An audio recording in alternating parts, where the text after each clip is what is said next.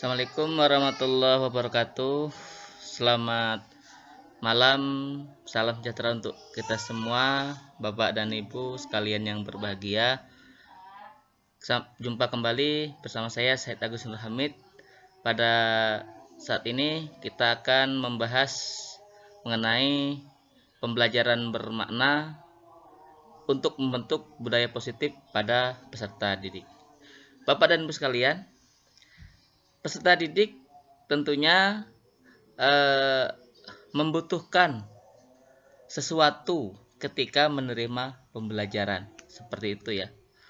Peserta didik juga tentunya memperoleh sesuatu ketika pelajaran itu telah berakhir, karena tentunya mereka akan menerima, mereka akan menemukan, mereka akan memperoleh pengetahuan-pengetahuan baru ketika proses pembelajaran berlangsung. Maka dalam hal ini tentunya kita akan bisa melihat pula bagaimana terkadang siswa tersebut mengingat dengan ingatan yang baik dalam waktu jangka yang lama.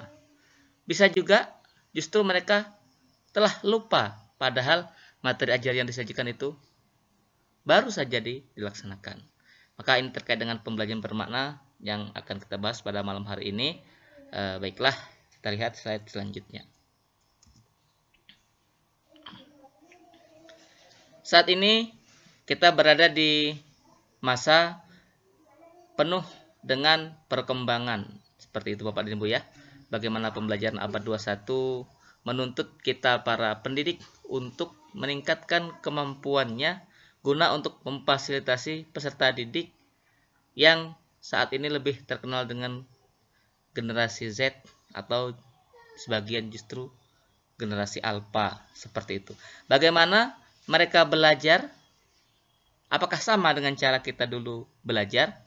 Tentu berbeda. Bagaimana mereka memperoleh pengetahuan? Apakah sesulit kita dulu memperoleh informasi-informasi? Juga berbeda.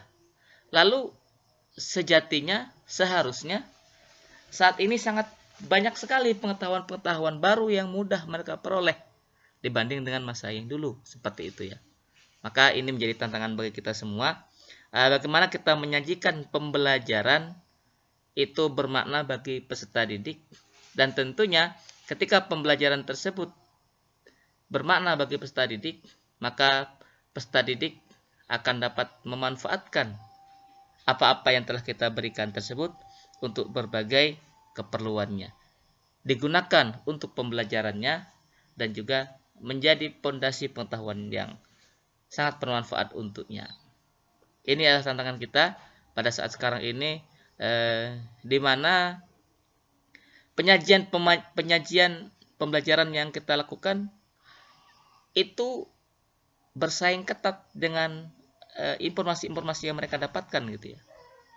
Di rumah mereka memperoleh beragam informasi-informasi menarik dari sosial media, dari YouTube, dari Facebook, dari beragam berita-berita dan video-video lainnya. Di sekolah, apakah berimbang yang kita berikan kepada mereka? Apakah informasi ataupun pembelajaran itu membuat mereka itu tertarik atau ada rasa ingin tahunya? Atau mereka abai saja? Karena memang kita tahu generasi saat ini adalah generasi yang memang gampang bosan gitu ya, terus tidak bisa berkonsentrasi yang lama, dan juga biasa saja dengan informasi-informasi yang baru. Bisa jadi informasi yang kita sajikan itu bagi mereka justru mereka telah mengetahui sebelumnya dan sebagainya. Ini adalah tantangan-tantangan yang kita hadapi saat sekarang ini. Lalu bagaimana? Maka tentunya kita selaku pendidik akan menemukan diri kita itu menjadi seperti apa, seperti itu ya. Ini adalah yang digambarkan oleh para peserta didik tentang kita para gurunya yang akan menyajikan nantinya pembelajaran kepada mereka. Ini sih pasti ada di semua sekolah gitu ya. Pandai menarik perhatian, tiap belajar ada saja yang bikin ketawa. Guru favorit karena jarang marah atau gaya mengajar beliau yang serius tapi santai. Ini hanya contoh gambaran, salah satu gambaran seorang guru di mata anak-anak. Kita tidak tahu apalagi penilaian mereka terhadap kita para guru. Apa yang mereka catat tentang saya misalnya gitu ya. Ketika kita masuk di kelas, apa kesan mereka tentang kita. Maka sebagai pemotivasi, sebagai pendamping anak-anak dalam memperoleh pengetahuan di kelas dan sebagainya, maka kita tentu harus menanamkan sesuatu yang setidak-tidaknya mengimbangi bahwasanya apa yang kita sajikan nanti juga menarik gitu ya. Kita juga harus mengimbangi dengan penampilan yang menarik, yang humanis, lalu kita juga mengenal para peserta didik dan banyak hal lainnya, sehingga itu menjadi penunjang selain daripada materi yang kita sajikan itu menarik dan membuat mereka penasaran dengan apa-apa yang kita sajikan. Jadi ini sebagai penunjang kita selaku pendidik. Bapak dan Ibu, pada pembelajaran abad 21, maka yang sering sekali kita dengar adalah keterampilan ataupun kecakapan 4C ya. Critical thinking, creative, communication, collaboration, seperti itu. Ini memang menjadi sesuatu yang terus digalakkan dalam sistem pendidikan manapun. Bagaimana seseorang tersebut menghadapi tantangan-tantangan dunia dengan kecakapan yang dimilikinya. Selain daripada itu, maka bagaimana peserta didik di abad sekarang ini dengan segala tantangannya tadi, dengan segala kemudahan-kemudahan akses dalam mereka memperoleh informasi, tetapi apakah mereka belajar dengan adanya kemudahan-kemudahan akses tersebut? Apakah itu menjadi semacam informasi yang sambil lalu saja? Seperti itu ya. Karena apa? Karena sejatinya terkadang anak saking banyaknya hal-hal yang ia lihat, maka dia menjadi biasa-biasa saja pada sesuatu yang seharusnya menjadi pembelajaran. Nah, di sini ada penguatan karakter, gitu ya, itu yang menjadi tantangan, penguatan literasi dan juga penguatan kompetensi pada para peserta didiknya.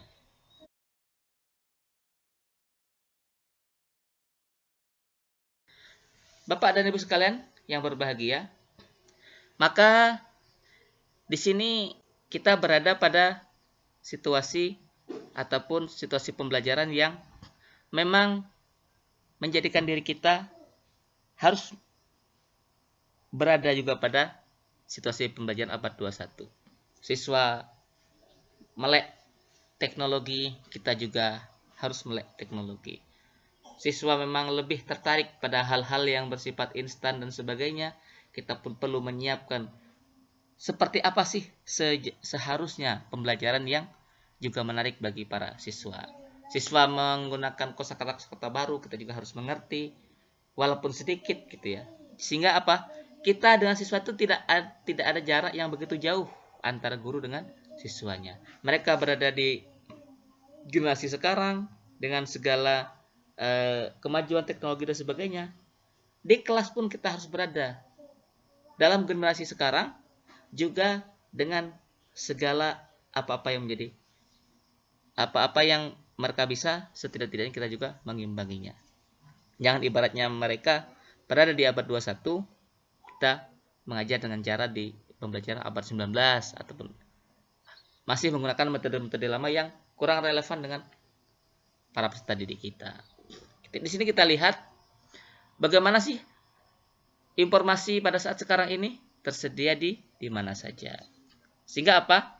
Kita dapat memanfaatkan dengan pembelajaran yang agar peserta didik itu mencari tahu dari berbagai sumber, mengobservasi, mengecek sendiri gitu ya. Bukan semata-mata diberitahu. Karena berbeda sekali ya tingkat kepuasan, tingkat kebermaknaan ketika memang mereka itu menemukan sendiri.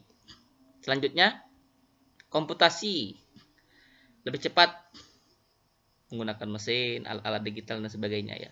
Maka pembelajaran bermakna diarahkan untuk bagaimana merumuskan masalah, bagaimana mereka bertanya, gitu ya. Karena dari kemampuan bertanya itu mereka tentu sudah memperoleh beragam informasi yang mungkin informasi tersebut bagi dirinya itu menjadi sesuatu yang membingungkan atau sesuatu yang mengubah fakta ataupun pengetahuan dia sebelumnya dan sebagainya. Ya, bukan hanya sekedar menyelesaikan ataupun menjawab pertanyaan-pertanyaan yang kita berikan. Lalu otomasi, maka pembelajaran diarahkan untuk melatih bagaimana mereka berpikir analitis, pengambilan keputusan gitu ya. Bagaimana berpikir kritis, bagaimana keputusan yang diperoleh itu berbasis data-data ataupun pengetahuan-pengetahuan sebelumnya yang ia miliki, sehingga apa? Keputusan yang diperoleh itu juga adalah keputusan yang tepat berbasis data fakta yang nyata, sehingga sangat-sangat kuat gitu ya. Komunikasi dari mana saja ke mana saja. Nah, ini dengan informasi tadi tersedia di mana saja, kapan saja ya. Kalau komunikasi itu pentingnya aspek sosial dalam pembelajaran. Bagaimana kita menyiapkan siswa itu adalah siswa yang mampu bekerja sama, berada dalam sebuah mampu beradaptasi dengan baik pada sebuah komunitas ataupun sebuah kelompok, dan juga mampu berkolaborasi dalam penyelesaian sebuah permasalahan. Sehingga kita menyiapkan para peserta didik itu untuk bersama-sama menyelesaikan sebuah permasalahan, alih-alih menyelesaikan masalah sendiri, seperti itu ya. Tetapi bagaimana bisa berbagi ide-ide untuk menyelesaikan masalah kepada teman-temannya, dan juga dalam komunitas pastinya juga akan menerima ide-ide dari rekan-rekannya. Bapak dan Ibu sekalian, selanjutnya hal itu akan menjadikan apa? Siswa memang belajar sesuai dengan potensi yang ia miliki. Siswa memang menggali pengetahuan-pengetahuan baru berdasarkan pengetahuan-pengetahuan lama yang ia peroleh. Sehingga apa? Belajar di sini adalah proses perubahan tingkah laku, pengetahuan, gitu ya. Sikapnya juga ada perubahan yang lebih positif, keterampilannya juga lebih positif. Perubahan ini bersifat menetap dalam tingkah laku sebagai hasil pengalaman ataupun hasil latihan. Hal yang sangat terkenal ataupun yang sangat familiar terkait dengan pembelajaran bermakna ini adalah David Ausubel yang mengklasifikasikan bahwasanya belajar itu berada dalam dua dimensi. Belajar itu juga ada dua hal. Ada seseorang belajar dengan menerima informasi-informasi baru, lalu memasukkannya ke dalam pemikiran dengan cara belajar menghafal. Tetapi ada juga seseorang yang belajar dengan menerima informasi-informasi baru, mengaitkan dengan informasi-informasi yang telah dimiliki sebelumnya, sehingga apa? Informasi yang baru tadi bukan sebatas dihafal, tetapi justru lebih bermakna karena tertanam erat terkait dengan informasi yang dimiliki sebelumnya. Dalam hal ini ada klasifikasi belajar menurut pembelajaran bermakna. Yang pertama menyangkut tata penyajian materi. Melalui dimensi ini peserta didik memperoleh materi atau informasi melalui penerimaan dan penemuan. Jadi penyajian materi yang diterima oleh peserta didik. Itu yang pertama. Yang kedua, menyangkut cara bagaimana peserta didik dapat mengaitkan informasi dengan struktur kognitif yang telah ada. Istilahnya, bahasanya, seseorang untuk memahami materi perkalian dengan baik dan benar gitu ya, harus sudah memiliki konsep-konsep tentang penjumlahan. Istilahnya seperti itu Bapak dan Ibu ya.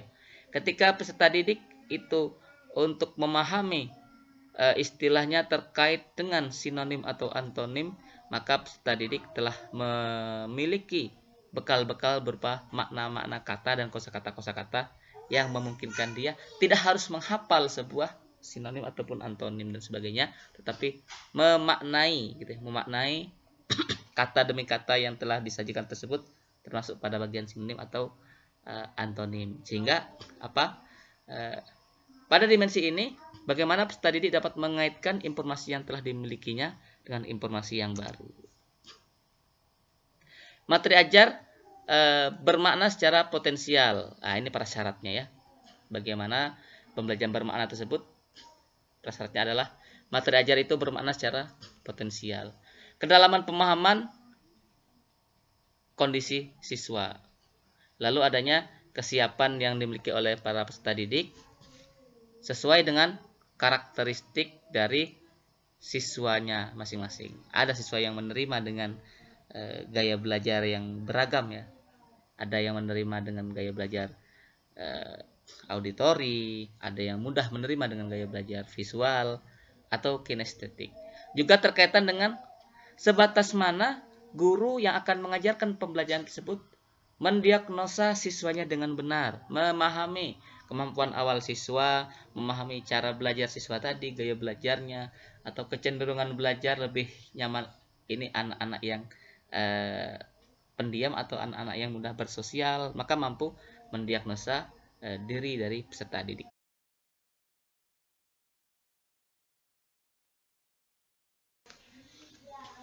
Bapak dan Ibu sekalian yang berbahagia, selanjutnya manfaat-manfaat dari pengembangan pembelajaran bermakna, yakni mempertimbangkan bagaimana karakteristik dari peserta didik. Ini yang menjadikan apa yang kita berikan itu sangat bermakna bagi para peserta didik. Pada anak yang auditori, dia kesulitan menyimak materi secara visual, kita sajikan bagaimana kita menyajikan pembelajaran dengan suara yang jelas gitu ya. Pada anak-anak visual, kita menyiapkan materi pembelajaran sesuai dengan karakteristiknya. Kesulitan yang ia hadapi adalah ketika menyimak materi yang minim akan visualisasi. Tidak ada gambar, tidak ada semacam mind map, lalu tidak ada penayangan sesuatu yang bisa dilihat, yang bisa ditandai, yang bisa dicatat dan sebagainya. Maka kita menyajikan pembelajaran tersebut sesuai dengan diagnosa yang telah kita berikan, kita petakan dan sebagainya. Maka dengan pembelajaran yang kita sajikan yang sesuai dengan karakteristiknya, itu akan menjadikan siswa itu lebih bermakna.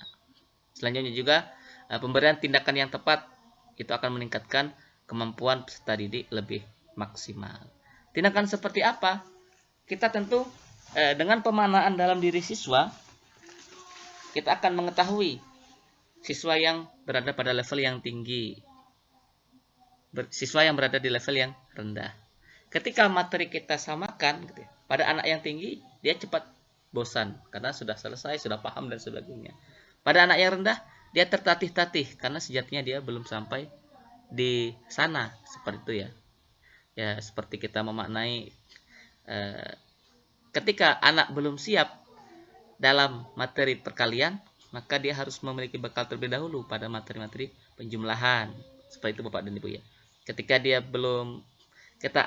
dia akan memahami materi pembagian, maka dia harus telah memiliki bekal berupa konsep-konsep pengurangan berulang dan sebagainya. Seperti itu tindakan yang tepat untuk meningkatkan kemampuan peserta didik. Sehingganya apa? Ini akan membentuk sikap positif siswa. Dia merasa kebutuhannya terpenuhi dalam pembelajaran. Kesulitannya dapat lebih mudah untuk diselesaikan ketika memang ada pendampingan dari gurunya, dan gurunya juga telah mengetahui karakter dari belajarnya. Ini akan membentuk sikap-sikap yang positif dalam diri siswa. Pembelajaran menjadi terkesan baginya, dan dia lebih mudah mengingat apa-apa yang disampaikan oleh gurunya karena memang sesuai dengan takaran pengetahuannya. Ini tentu akan membentuk sebuah sikap-sikap yang positif yang nantinya membentuk budaya positif yang menjadi sebuah keyakinan dalam diri siswa bagaimana ia memaknai pembelajaran dengan lebih baik. Selanjutnya, dalam pembelajaran bermakna, maka hal yang menjadi hal yang positif yang akan didapatkan adalah informasi itu akan lebih lama diingat karena kebermaknaan tadi, dan bukan bersifat hafalan, tetapi mampu menghubungkan pengetahuan yang telah dimilikinya dengan pengetahuan baru yang didapatkannya. Selanjutnya, Informasi yang dikaitkan dengan pemahaman itu menjadikannya menjadi lebih utuh gitu ya. Lebih strong bahasanya seperti itu. Lalu lebih sempurna hal yang telah dimilikinya. Yang tadinya mungkin kurang begitu yakin dengan sebuah konsep dan sebagainya, anak menjadi lebih percaya diri dan lebih yakin karena sudah berbasis pada konstruksi awal yang dimilikinya. Lalu seandainya pun siswa tersebut lupa atau tidak teringat akan materi yang telah disampaikan ketika pernah dia menggali sebelumnya, maka itu akan mudah digali kembali karena sudah bermakna baginya. Seandainya terlupa, oh ya, dengan kata kunci yang ini, maka dia akan ingat kembali tentang materi-materi yang telah pernah lupa olehnya, seperti itu. Nah, Bapak dan Ibu sekalian yang berbahagia, demikian pembelajaran bermakna yang tentunya sangat dibutuhkan oleh para peserta didik, dan juga kita dapat menyajikan pembelajaran tersebut agar apa? Agar memang apa yang kita sajikan tersebut tertanam erat dalam pemikiran siswa. Tidak sekedar siswa mudah memahami lalu menghafalnya, lalu kemudian di momen yang lain dia lupa. Bukan sekedar itu, tetapi bagaimana dia mencoba mengaitkan dengan pengetahuan yang dimilikinya, bagaimana dia mampu mengimplementasikan ataupun mengaitkan dengan keadaan di sekitarnya. Juga mampu pembelajaran yang kita sajikan tersebut terrealisasi pula dalam dunia nyata. Ada hubungannya dengan konteks-konteks dunia nyata yang dekat dengan siswa, konteks-konteks dunia nyata yang memang menjadi sumber untuk berpikir kritis. Demikian Bapak dan Ibu sekalian yang berbahagia. Untuk selanjutnya kita akan membahas pada pertemuan yang selanjutnya terkait dengan budaya positif dalam kurikulum merdeka. Terima kasih. Saya akhiri. Wassalamualaikum warahmatullahi wabarakatuh.